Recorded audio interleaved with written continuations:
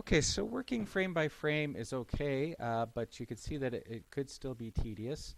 We're going to take a look at tweening, which stands for or implies between. And so we've got our stage here. It's already set to 640 by 480, and our frame rate is set at 15. And we're going to try to do the simple animations that we've done already, but this time use the computer to fill in some of the frames for us so we get to do less work. So we'll start with that circle again.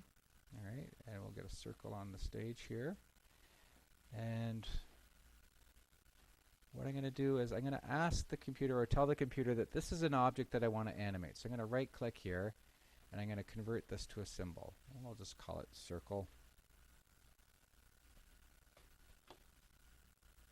Okay, so now that it's actually an object or a symbol that I've got in the program, I can tell the computer that I want to animate this. So I'm going to right click here and I'm going to say create a motion tween for me.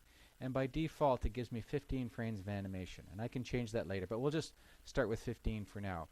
And so it starts over here at the beginning, and if we put the scrubber at the last frame, I'll say that it's going to end up over here.